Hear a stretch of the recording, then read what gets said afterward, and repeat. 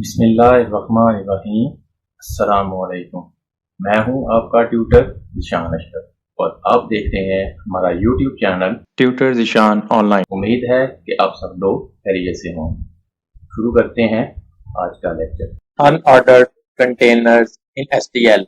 STL के अंदर unordered container. इस लेक्चर के अंदर मैं आपको अनऑर्डर्ड कंटेनर के मुतालिक तफसील के साथ बताऊंगा कि एसटीएल की लाइब्रेरी के अंदर अनऑर्डर्ड कंटेनर्स कौन से हैं। अनऑर्डर्ड कंटेनर को ऑर्डर कंटेनर के साथ कंपेयर करेंगे और उनके दरमियान डिफरेंसेस को समझने की कोशिश करेंगे और एक छोटी सी प्रैक्टिकल एग्जांपल के साथ सी प्लस प्लस के अंदर एसटीएल के अंदर मौजूद अनऑर्डर्ड कंटेनर को इंप्लीमेंट करूंगा। Unordered container are also an associative containers. Unordered container भी एसोसिएटिव कंटेनर्स हैं। एसोसिएटिव कंटेनर्स जैसा कि सेट और मैप है, इनको तफसील के साथ प्रीवियस लेक्चर्स के अंदर पढ़ के आए हुए हैं।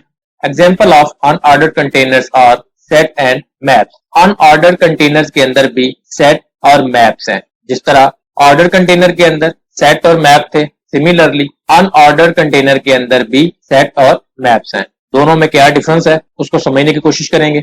इन order container the elements are stored in different order. अनऑर्डर्ड कंटेनर्स के अंदर एलिमेंट्स मुख्तलिफ ऑर्डर के अंदर स्टोर होंगे, जबकि ऑर्डर कंटेनर के अंदर एलिमेंट्स एक खास ऑर्डर के तहत स्टोर होते थे। वो असेंडिंग ऑर्डर भी हो सकता था और डिसेंडिंग ऑर्डर भी होता था। बाय डिफॉल्ट ऑर्डर कंटेनर के अंदर असेंडिंग ऑर्डर के तहत एलिमेंट स्टोर होते थे, जबकि अनऑर्डर के अंदर कोई स्पेसिफिक ऑर्डर नहीं है। ना असेंडिंग ऑर्डर फॉलो होगा, ना ही डिसेंडिंग ऑर्डर फॉलो होगा, बल्कि कुछ डिफरेंट ऑर्डर भी फॉलो हो सकता है। Unorder containers are implemented using hash table. Unorder container के अंदर डाटा हैश टेबल के थ्रू स्टोर होता है। हैश टेबल क्या है? हैश टेबल एक डाटा स्ट्रक्चर है जो एसोसिएटिव मैनर्स के अंदर काम करता है।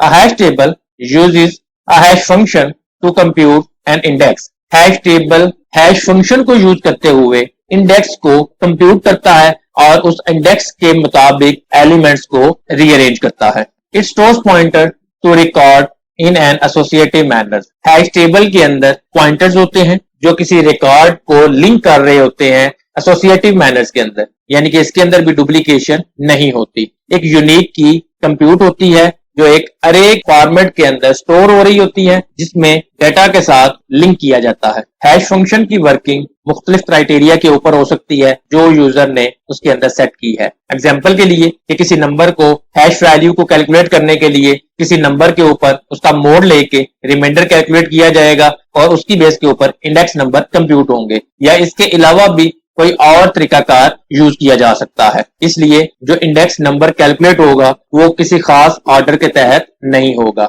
अब देखते हैं ऑर्डर और अनऑर्डर्ड कंटेनर के अंदर क्या डिफरेंस है। Order versus unordered containers. Order और अनऑर्डर्ड कंटेनर्स के अंदर क्या डिफरेंसेस हैं। ऑर्डर कंटेनर्स के अंदर डाटा एक खास ऑर्डर के तहत स्टोर हो रहा होता है। उसके अंदर असेंडिंग ऑर्डर या डिसेंडिंग ऑर्डर हो सकता है। By default ascending order follow होता है। ऑर्डर कंटेनर के अंदर हमने सेट पढ़े थे, मल्टी सेट भी हो सकते हैं।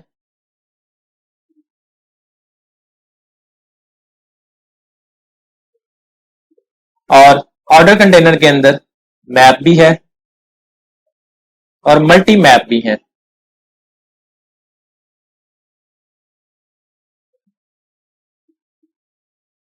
सेट और मल्टी सेट के अंदर भी डिफरेंसेस थे कि सेट के अंदर डाटा यूनिक होता है, जबकि मल्टी सेट के अंदर डुप्लीकेशन हो सकती है। सिमिलरली मैप के अंदर भी डाटा की बेस के ऊपर यूनिक होता था, जबकि मल्टी मैप के अंदर की बेस के ऊपर डुप्लीकेशन हो सकती थी। Unordered containers. अनऑर्डर्ड कंटेनर्स की प्रॉपर्टीज भी ऑर्डर कंटेनर्स की जैसी हैं, लेकिन इसके अंदर फर्क यह है कि अनऑर्डर कंटेनर्स के अंदर डाटा किसी खास ऑर्डर के तहत स्टोर नहीं होता, बल्कि हैशिंग फंक्शन को यूज करते हुए इंडेक्सेस को कैलकुलेट किया जाता है और उसके मुताबिक स्टोर करवाया जाता है। अनऑर्डर कंटेनर के अंदर भी सेट हैं और मल्टी सेट हैं।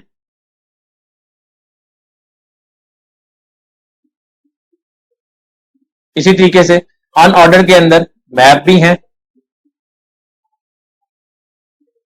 और मल्टी मैप भी हैं।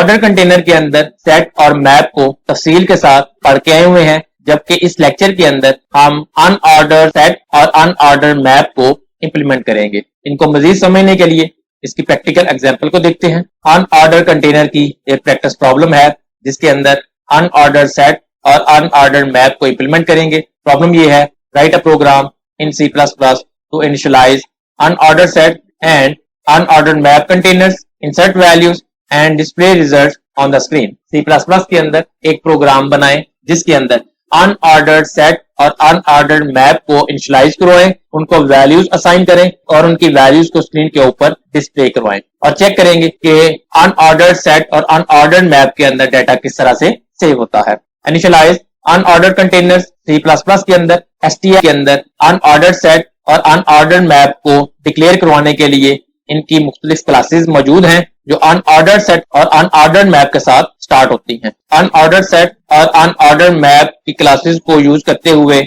उनके एक एक होल्डिंग ऑब्जेक्ट क्रिएट करेंगे।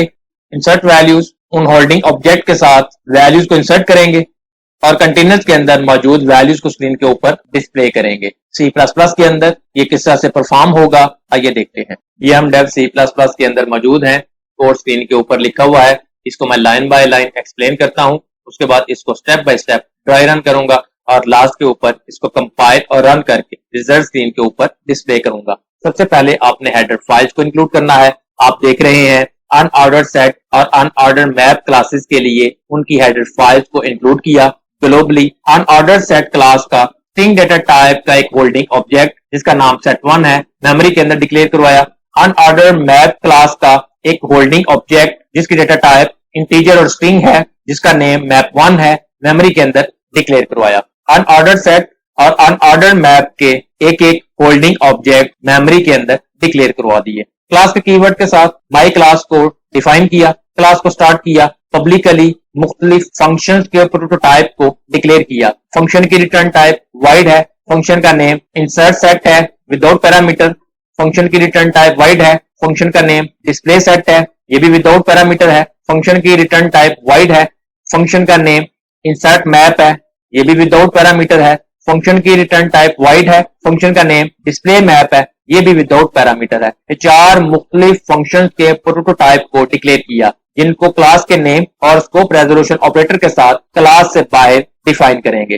दो फंक्शन डाटा को इंसर्ट करने के लिए हैं और दो फंक्शन डाटा को डिस्प्ले करवाने के लिए हैं। माई क्लास को क्लोज किया, इंट मेन फंक्शन को स्टार्ट किया। माई क्लास का एक ऑब्जेक्ट जिसका नाम obj है मेमोरी के अंदर डिक्लेयर करवाया। ऑब्जेक्ट के साथ इंसर्ट सेट के फंक्शन को कॉल किया। काउट के साथ स्क्रीन के ऊपर मैसेज डिस्प्ले होगा, सेट लास्ट के ऊपर एंडल है। ऑब्जेक्ट के साथ डिस्प्ले सेट के फंक्शन को कॉल किया सेट के अंदर मौजूद वैल्यूज को डिस्प्ले करवाने के लिए।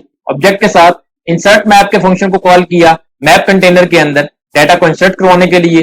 काउट के साथ न्यू लाइन के ऊपर मैसेज डिस्प्ले होगा, मैप लास्ट के ऊपर एंडल है। ऑब्जेक्ट के साथ डिस्प्ले मैप के फंक्शन को कॉल किया मैप के अंदर मौजूद डाटा को स्क्रीन के ऊपर डिस्प्ले करवाने के लिए। रिटर्न 0 और मेन फंक्शन को क्लोज कर दिया। क्लास के नेम और स्कोप रेजोल्यूशन ऑपरेटर के साथ इंसर्ट सेट के फंक्शन को डिफाइन किया, फंक्शन को स्टार्ट किया।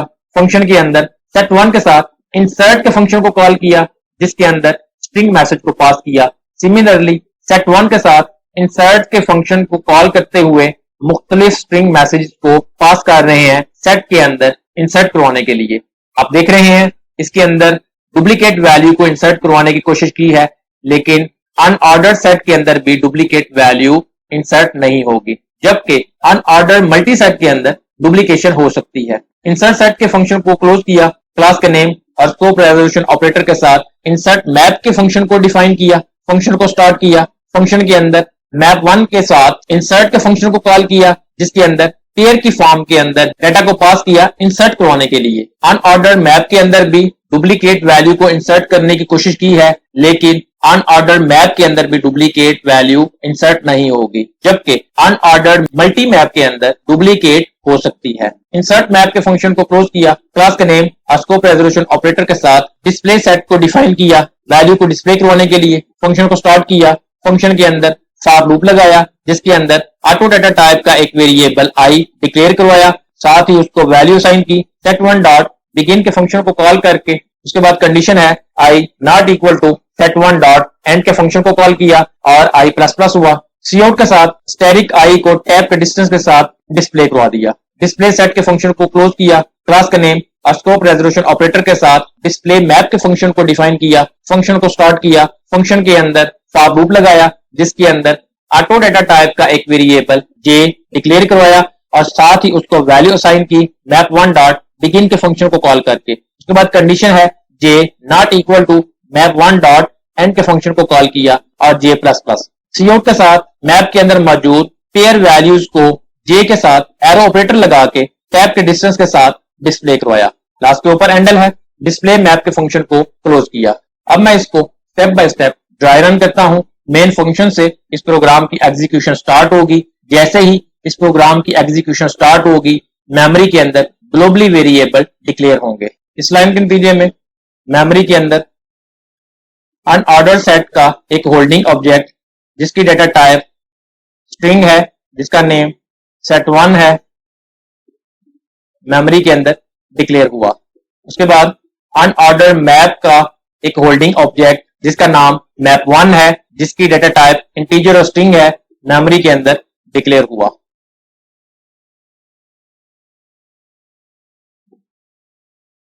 मेमोरी के अंदर set1 और map1 दोनों होल्डिंग ऑब्जेक्ट का साइज 28 बाइट्स है। उसके बाद माई क्लास का एक ऑब्जेक्ट जिसका नाम obj है मेमोरी के अंदर डिक्लेयर हुआ।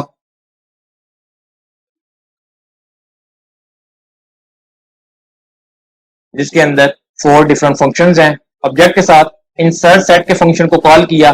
कंट्रोल यहां से जंप करेगा और इस फंक्शन के ऊपर मूव करेगा। कंट्रोल इंसर्ट सेट के फंक्शन के ऊपर आया। फंक्शन के अंदर set1 के साथ इंसर्ट के फंक्शन को कॉल किया जिसके अंदर स्ट्रिंग मैसेज पास किया।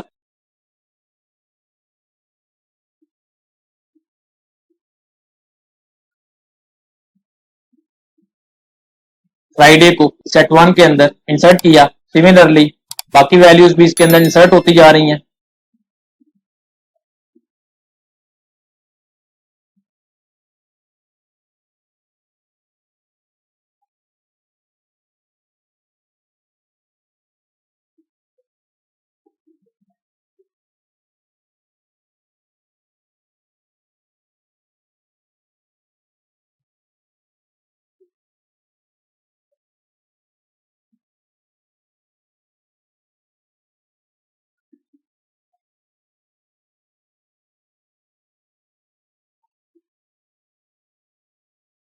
लास्ट वाली स्टेटमेंट जिसके अंदर डुप्लीकेट वैल्यू इंसर्ट करवाने की कोशिश की है इसके अंदर डुप्लीकेट वैल्यू इंसर्ट नहीं होगी। आप देख रहे हैं हमने खास पैटर्न के अंदर डाटा को उसके अंदर इंसर्ट किया है जबकि बैकएंड के ऊपर इसकी ऑटोमेटिकली अरेंजमेंट होगी हैश फंक्शन के थ्रू और डाटा का इंडेक्स नंबर कैलकुलेट होकर ऑटोमेटिकली ये रीअरेंज होंगे। उसके बाद कंट्रोल वापस मूव करेगा। उसके बाद सीआउट के साथ स्क्रीन के ऊपर मैसेज डिस्प्ले होगा। स्क्रीन के ऊपर मैसेज डिस्प्ले हुआ। सेट हैंडल के साथ कंट्रोल न्यू लाइन के ऊपर आ गया। उसके बाद ऑब्जेक्ट के साथ डिस्प्ले सेट के फंक्शन को कॉल किया। कंट्रोल यहां से जंप करेगा और डिस्प्ले सेट के फंक्शन के ऊपर मूव करेगा। कंट्रोल डिस्प्ले सेट के फंक्शन के ऊपर आया। फंक्शन के अंदर ऑटो डाटा टाइप का एक वेरिएबल आई मेमोरी के अंदर डिक्लेयर हुआ जिसको असाइन की वैल्यू set1 डॉट बिगिन के फंक्शन को कॉल करके set1 का फर्स्ट इंडेक्स आई को साइन हो जाएगा। उसके बाद कंडीशन है I not equal to set1 dot end के फंक्शन को कॉल किया जब तक के set1 के अंदर लास्ट इंडेक्स नहीं आ जाता आई प्लस प्लस होता जाएगा। सीआउट के साथ स्टैटिक आई को स्क्रीन के ऊपर टैब के डिस्टेंस के साथ डिस्प्ले करवा दे। आई के अंदर सेट के स्टार्टिंग पॉइंट का रेफरेंस है और उसके अंदर मौजूद वैल्यू स्क्रीन के ऊपर डिस्प्ले हो जाएगी। अब बैकएंड के ऊपर वो किस अंदाज के साथ है हम डिस्प्ले करवा के देखेंगे कि किस अंदाज के साथ वैल्यूज डिस्प्ले हुई हैं। टैब का डिस्टेंस आ जाएगा।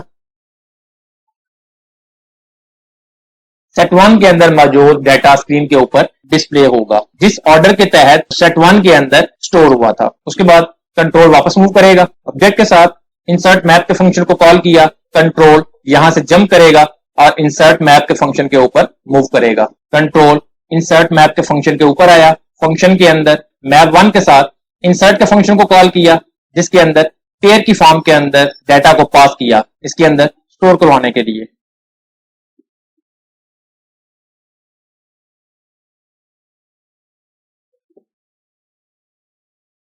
1 और नेम 1 इसके अंदर इंसर्ट हुआ। सिमिलरली मैप 1 के साथ इंसर्ट के फंक्शन को कॉल किया, जिसके अंदर मल्टीपल टाइम मुख्तलिफ डाटा को पास किया इंसर्ट करवाने के लिए।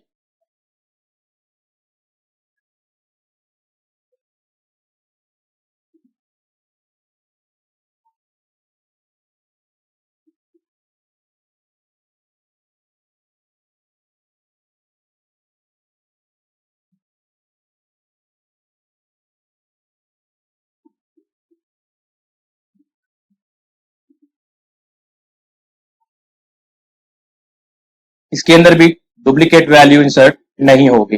तमाम वैल्यूज को इंसर्ट करने के बाद कंट्रोल वापस मूव कर जाएगा। उसके बाद सीआउट के साथ न्यू लाइन के ऊपर मैसेज डिस्प्ले होगा, मैप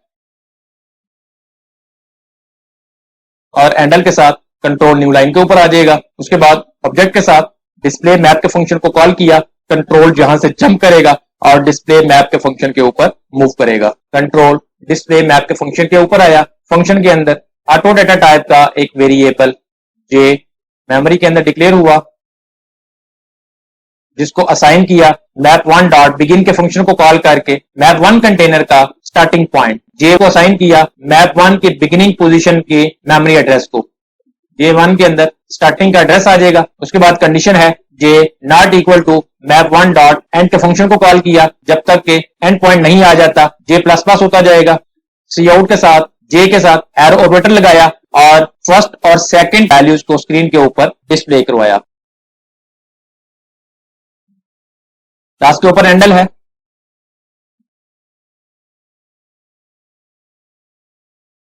इस तरीके से तमाम वैल्यूज स्क्रीन के ऊपर डिस्प्ले होंगी, किस ऑर्डर के तहत, जिस ऑर्डर के तहत वो स्टोर होंगी। उसके बाद कंट्रोल वापस मूव करेगा, मेन फंक्शन क्लोज हुआ। इस तरीके से स्क्रीन के ऊपर रिजल्ट्स आ जाएंगे। अब मैं इसको कंपाइल और रन करके रिजल्ट स्क्रीन के ऊपर डिस्प्ले करता हूं। कंपाइल और रन करने के लिए कंपाइल और रन के बटन के ऊपर क्लिक किया।